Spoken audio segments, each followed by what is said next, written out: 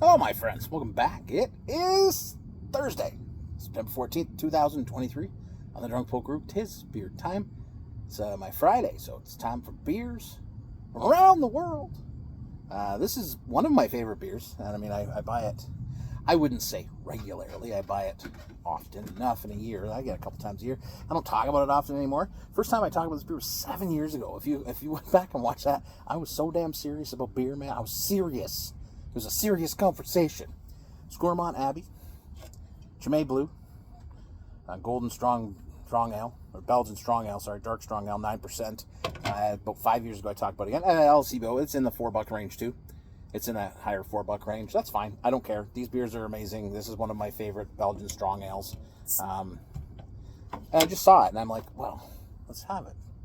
Let's have at it on this beautiful, gorgeous day. It's a fall day. You can feel it. You can feel that tinge of cool in the air, even though it's still nice out.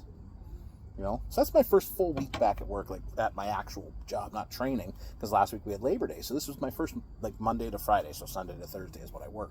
But now I'm off. Nobody's going to bother me. So that's nice. Let's get on a beer. Cheers. It just smells like heaven.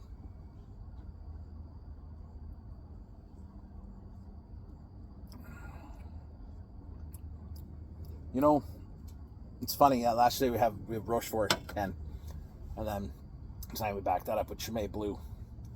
2 world-class beers, man, and we can get them here, and they're relatively priced, inexpensively, considering the distance. And these are not cheap to ship. I'm imagining nowadays with the price of gas around the world. Dark fruits, figs, plums, raisins, molasses, a little bit of spiciness, dark malt character. Gorgeous, gorgeous, gorgeous beer. Belgian beers are just the best beers in the world, man. Like, I believe that. I mean, I love that beer here. I'm going to drink me some Headstock tonight. But, man, if there was a way to just drink beer, I don't know, be somewhere. Like, yeah, that's what it is. I think it transports me to a different time. Because I remember when I first started trying these, 6, 7, 8 years ago, it was so transformative from anything I'd ever had. Even talking about IPAs, because I found these more accessible, despite the fact that they're probably more complex than an IPA.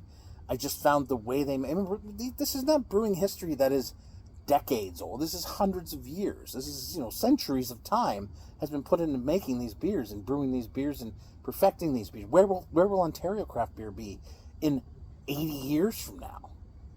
Probably still making hazy IPAs because they ain't going nowhere, but this is the result of that. So I think that the time compression that we don't think of when we think of Europe, in Canada, old, 100 years old, that's pretty old. 100's not old in Europe. 100's like when the new guy get here.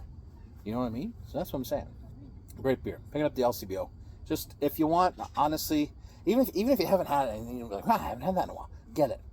Treat yourself. All right? Poke loves you. Cheers. I am using my Prud'homme glass. It's a beer school I went to last year. Honestly, it helps you appreciate beer better. I did have a good time. So I think it's an appropriate glass, and I shout out to my buddies at Prud'homme.